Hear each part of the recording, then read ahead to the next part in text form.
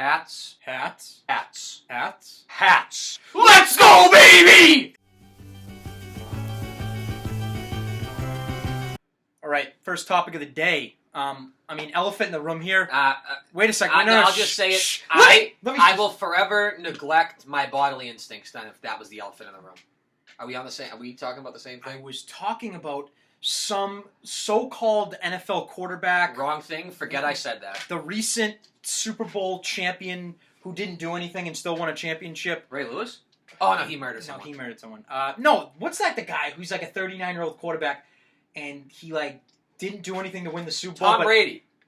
No. Let's not talk about that. Peyton Manning. Yeah, what did he do? He rubbed his genitalia on someone in college and no one's talking about it. Was it This is the story, as I understand it, per my source, Chris Broussard, who's quite reliable. Wait a second. Is he reliable? No, he's not. But yeah, so what it is, this lady was a trainer, and she was a highly astute, very smart, very capable trainer who worked with Olympic teams for I think drug testing. Yeah, we gotta say this was back when he was at Tennessee. I think this was '96 when she was doing the Olympics. Which, if you're on the Olympics, you obviously know what you're doing. You're great at it. She goes to Tennessee. Apparently, they had an encounter, Manning and her, and to my understanding, the files are sealed on that. So I think what it was she was doing drug testing. I think she said, Manning, we got you for HGH or something. Now the pieces are starting to come it is. It's together. all coming together now. It's all coming as one. It makes sense now. Army of one. But anyways, bicep. So then what happened was, I think it was a bad encounter. He hated her after that, despised her, because I think she said, you have this, you got to stop doing it, I'm going to report you. So then the dad tries bashing her, Manning tries bashing her. They're making up all these, stupid lies that really have nothing to do with anything. No. They couldn't really ruin someone's credibility because they were so stupid. And then I guess she was doing his ankle, taping it up or something, and he somehow, just got his stuff in her face. I don't know how exactly it worked. Yeah. And there was a witness, which I believe was a wide receiver on that team, who was redshirted. And because he told the truth about what actually happened, he never got to play football again. His thing was done. And Manning lied in court multiple other times saying, I gave these guys a ride or she gave these guys a ride. And the guys say Peyton Manning would never give us a ride. And they leave it at that, which that makes you think he's been a scumbag his whole life. He's the definition of a scumbag. He's just somehow living this double life where at home he probably beats up his kids and his wife and everything. He's a scumbag. But to the media, he's their poster child. He's perfect. So let's get to the real point of this is sources, whatever, ESPN is told we're not gonna air this story. How did they say how long? Not allowed to talk about it. Yeah, not allowed to talk about it. They are putting on the bottom, though, a separate thing where 6 different women are filing a Title IX suit against University of Tennessee for neglect and condoning sexual assault, and that includes 10 players that have sexually assaulted them, one including Manning. So but they're only running that at the bottom. Wait, so let me get this straight. So wrong. Fine. End of discussion. Okay. So you could deflate a football and go through a year of misery, 4-game suspension, whatever, getting it appealed, whatever. But you can sexually assault a woman, right? And no one talks about it for 11 years, however long, whatever it's been, 20 years, whatever. It gets, apparently, a lot of people know about it, but it isn't something that's highly publicized. And, I don't know. Everyone's just been keeping it quiet. This dude, Manning, lied in court, guys. That's called perjury. That's, punishable by, some type of jail time or something like that. It's you get penalized for lying in court. That's why you're not allowed to. And he lied on multiple times, too, in the account. I didn't read the whole 74-page thing, but I was reading a good amount of it. It was, it's just this guy gets away with murder, and Tom Brady literally gets a Supreme Court hearing for a parking ticket. That's essentially what that was. No, but so the guy does HGH, the guy sexually assaults women, and he's still this hero, the god amongst men. But like I said, we deflate a football and everyone hates Brady. It doesn't make sense. You know what it is? To me, it's pity. I don't have pity for many people. People feel bad for Manning. That's why. Michael Strahan put it best. He said, you're doing your job right when everyone hates you, but if you were quarterback of their team, they wouldn't even say anything about it. No, that's true. What Brady is. Everyone hates him. If he were quarterback of the Jets, the people would love him. They hate him. If he were a Bronco, they would love him, but now they hate him because he's not. He's a Patriot. That's how it is. Haters going to hate when you're the best. Brady's the best. Go. Hey, Peyton, you know what? Keep doing what you're doing because you're solidifying that you are not the greatest quarterback of all time. You're going to shut up all these people that are saying that he's freaking God and he's better than Brady. Just, keep... He's not. I hope all these other stories come out of what he did. Yeah. Like you said, like beating his kids or something like that. I can see it. Stuff is going to... Now, the whole Manning thing, if he retires, it's done. Oh, yeah. It's going to fall because he's not going to be speaking for anyone anymore. But he's done. The thing now is... And then he'll just go in hiding, though, so he won't have any real thing. Unless he goes to jail, which I think he should. Well, the thing now is, like, do you see him, like, not retiring now? Because he's like, shit, I got to, like, redeem myself. Like, I can't go out knowing that people think this of me. It's worse if he doesn't retire.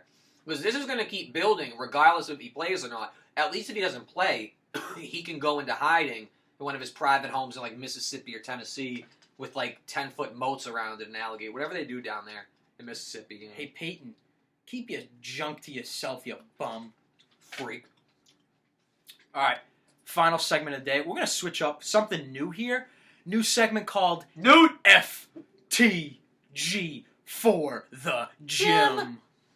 So basically, me and John have compiled a list. Because, you know, we like to go to the gym. You can tell we're some svelte guys. Look at this. I don't go to the gym. Look at this. That's a lie. Anchor arms. I've never been there. Never been there. So basically, you see people, you know, you got the meatheads in there. You got the scrawny people in there. We're going to tell you the top 5 things not to do at the gym. Number 1, do not wear those toe things. Like, I hate those. Those are weird. Like, what are those? That's a good one. How does that help you lift? Like, how does it help you lift? I guess it keeps your grip in the ground. It But keeps your to grip in me, the ground. like, no, I have no problem if you admit that all you eat in your life is granola and you, like, sleep on the top of a tree, then that's acceptable. But if you're not going to admit that, don't wear them in public, or at least in the gym. Wearing them in public's weird, too, to me. I'm not a big fan of them at all. Wearing them to the gym, it's like wearing Crocs to the gym. It's a big no-no. I'd rather just have you wear socks. Number 2, John. Number 2. See this all the time. I'm just going to... Improper form. Guys, there's a friggin' thing called YouTube. You go on it. You type in the workout. If you don't know the workout, the machines have the name of the friggin' workout. They have pictures on them. If I see this low cable row, I read it, I'll look on YouTube. You can even do it in the gym. Just look up how to perform a low-seated cable row where you're pulling the thing. I see time and time again.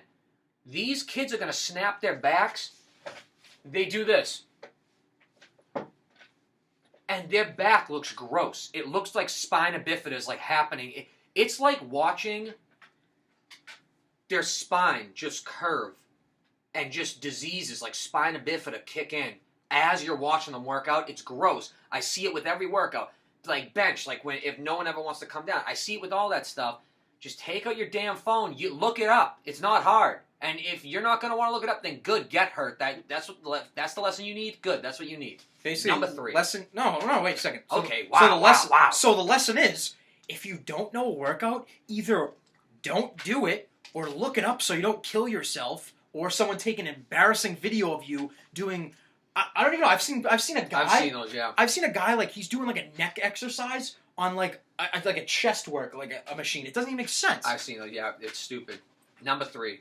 So number 3, when you're working out, it's very kind of you not to sing while you're doing anything in the gym because other people are around you. So I don't want to hear you start rapping like Biggie or Eminem like while I'm trying to do some curls because I'm trying to look good for the girls. So what do you like? I don't understand it. So keep your music in your ears.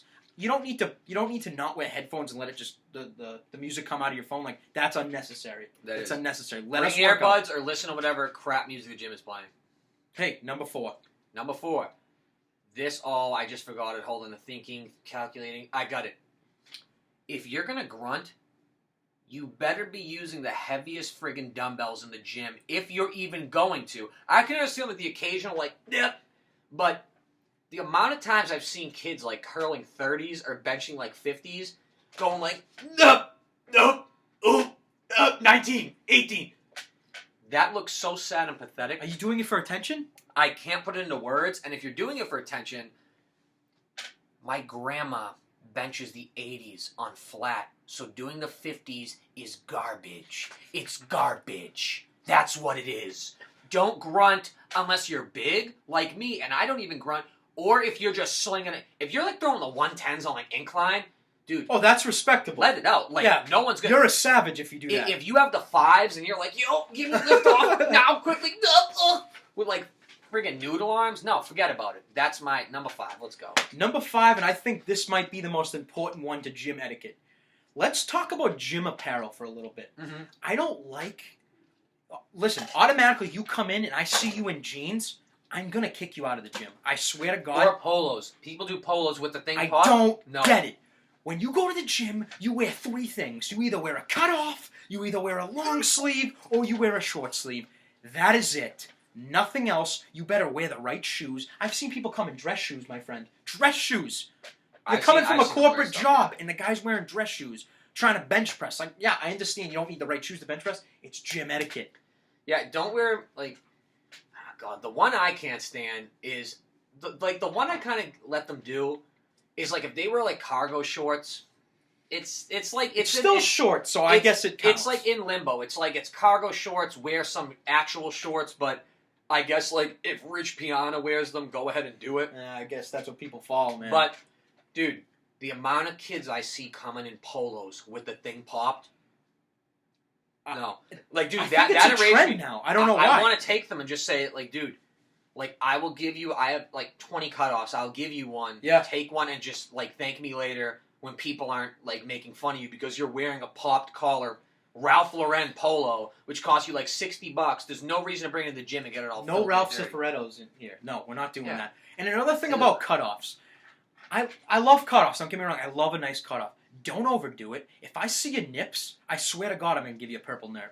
I swear to God I'm going to do it. Like, see, I say this is the perfect length for a cutoff. Any deeper than that, and I'd be giving him a purple nerve. I've crunched the numbers. This is the math you do to get it like this. It's very complex. Not many people understand it. For you people, I don't care if you're a newcomer to the gym. I don't care if you're a vet. Dude. Do your job, my friend. Like, do the right thing and don't embarrass yourself, or else someone else will. For those about the gym, we salute you. Ahoy.